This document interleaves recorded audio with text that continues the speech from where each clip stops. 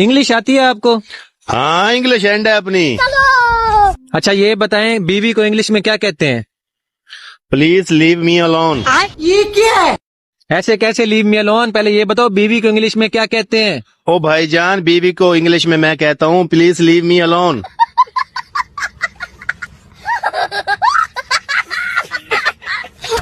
मेरा मतलब है बीवी की इंग्लिश क्या है? बीवी की इंग्लिश विडो है। बाप रे। विडो? विडो तो बेवा औरत को कहते हैं। हाँ, तो औरत शादी के बाद पहले बीवी होती है, फिर बेवा होती है।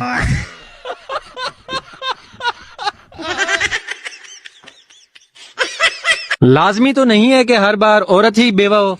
हाँ, ये लाजिम नहीं कि औरत ही बेवा हो, कभी मर्द भी हो जाता है। खाओ माँ कसम। क्या हो जाता है?